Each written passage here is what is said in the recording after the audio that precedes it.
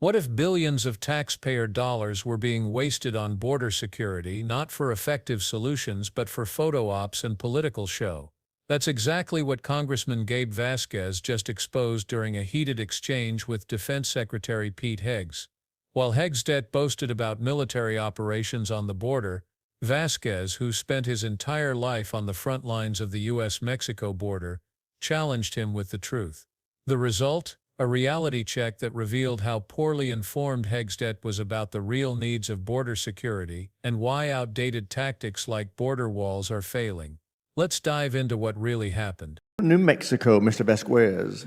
Thank you, Mr. Chairman. Mr. Secretary, I understand that the border is a top priority for you and the Department of Defense.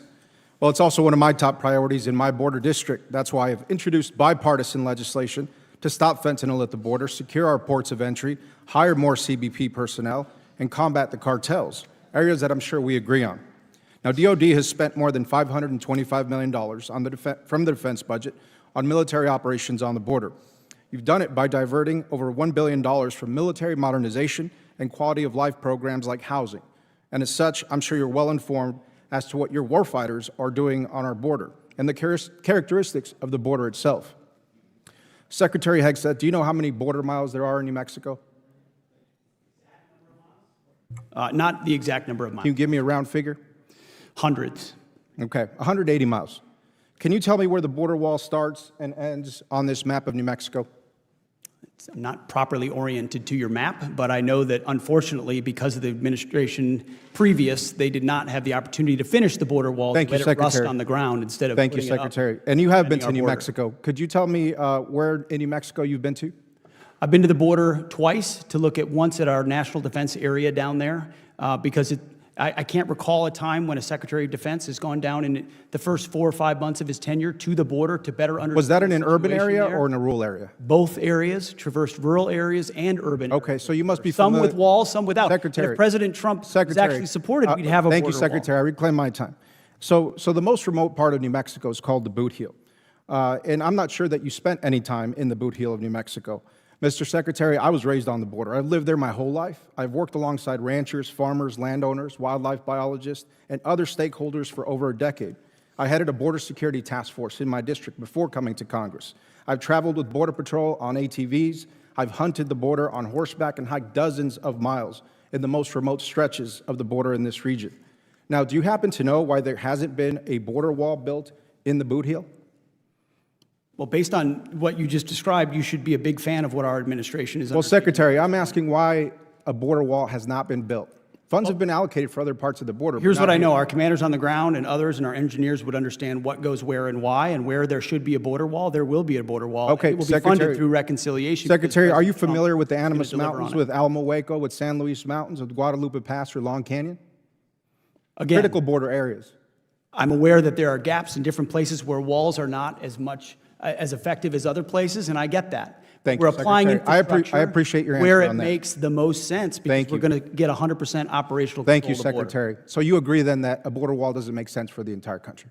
I think we need a border wall across our entire border. Okay, so you should know then why it's almost physically impossible to build a border across the Animas Mountains and the terrain challenges that poses and the billions of dollars. Do you know if there's roads on those mountains currently? If we're going to spend money as a government, Okay. it should be I'll take that as a no. secure our southern border. The point I'm trying to make, Secretary, is that if this is so important to the military, and you as Secretary of the Department of Defense should know more about the border.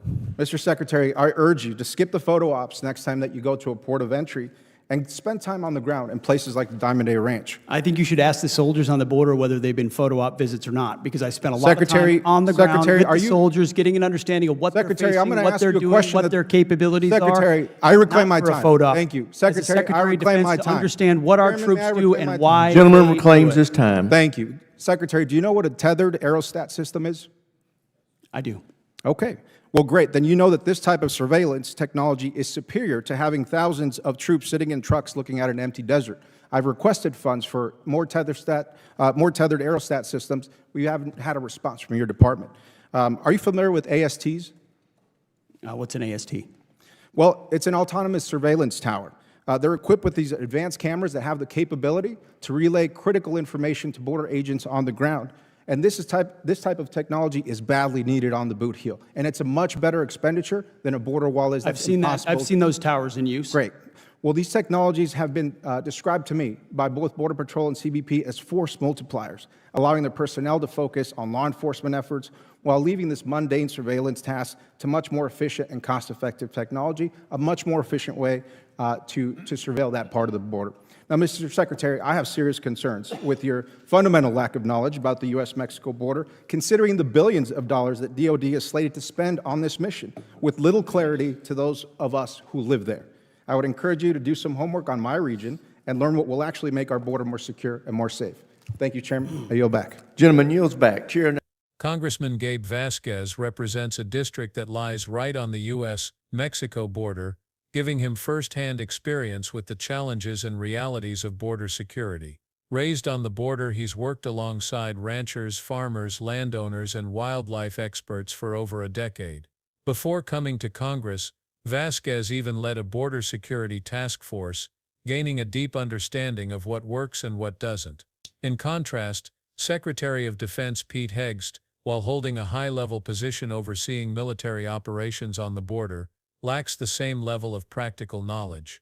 During a critical exchange in Congress, Vasquez revealed this glaring disconnect, questioning Hegseth's basic understanding of New Mexico's terrain and border security needs.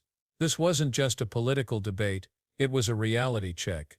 In an intense moment during the hearing, Congressman Vasquez didn't hold back. He accused Secretary Hegseth of mismanaging over $1 billion by diverting funds from critical military housing and modernization programs. Instead of using that money to support troops and improve their quality of life, it was spent on border operations that had little real-world impact. Over $525 million alone had been directed toward military operations at the border, but Vasquez argued that the money was being wasted on symbolic efforts rather than effective solutions. While Hegseth was focused on photo ops and staged border deployments, Vasquez demanded a real strategy, one grounded in the needs of those who actually live and work along the border. The money was being used for show, not substance. The exchange reached its breaking point when Congressman Vasquez directly challenged Secretary Hegseth on his lack of basic knowledge about the border. Vasquez asked him simple, factual questions. How many miles of border are there in New Mexico? Can you identify where the border wall starts and ends? The answers were nothing short of embarrassing. Hegseth couldn't even give a rough estimate of the border's length, instead offering vague responses. When asked about specific areas, like where the wall is built, he stumbled, admitting he didn't know. This moment highlighted a critical disconnect.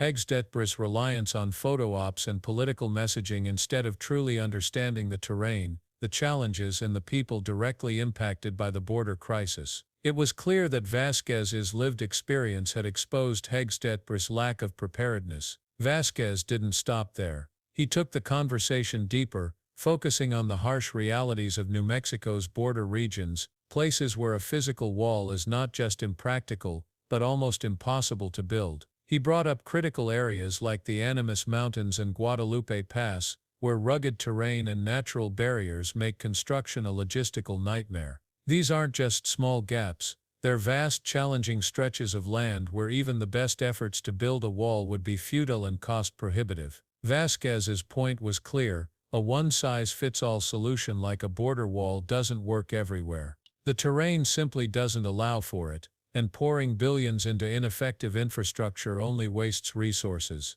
It's not about politics, it's about understanding what's physically possible and what's not. While Secretary Hegseth remained focused on a traditional wall as the solution, Vasquez advocated for smarter, more effective approaches that align with what border agents on the ground actually need. He introduced the idea of using surveillance towers, aerostat systems, and autonomous technology, tools that can monitor vast areas of the border more efficiently and for a fraction of the cost of building a physical wall. These technologies, described by Border Patrol and Customs and Border Protection (CBP) as force multipliers, allow agents to focus on law enforcement while leaving the mundane task of surveillance to technology. Vasquez highlighted that these systems aren't some far-fetched liberal wish list, they're exactly what agents in the field have requested. This approach, he argued, would provide real security without the waste and ineffectiveness of a wall that can't even reach the most critical areas.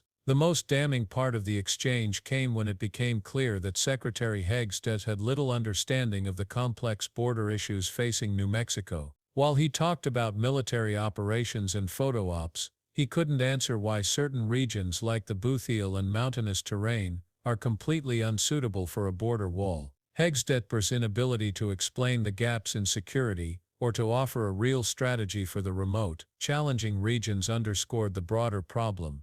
There's a huge disconnect between policy and reality. Vasquez's lived experience on the border, his intimate knowledge of the terrain, and his understanding of what works were starkly at odds with Hegseth's bureaucratic and detached responses. This wasn't just a difference of opinion, it was a gap in understanding that could cost lives and waste resources. The lack of competence at the top was evident. As the hearing came to a close, the larger question lingered: why continue pouring billions into outdated strategies that don't work when there are proven more efficient solutions available? Congressman Gabe Vasquez's testimony was a stark reminder of the importance of understanding the real needs of those living on the front lines of the border. While Secretary Hegseth focused on symbolic photo ops, Vasquez advocated for real-world solutions, advanced surveillance technology that could genuinely help border agents do their jobs more effectively. The question remains, will the government listen to those who understand the border's unique challenges, or will they continue throwing money at ineffective, outdated tactics? If this exchange made you rethink what you know about border security, hit the like button, subscribe for more in-depth breakdowns, and share this video, because it's time to focus on facts, not politics.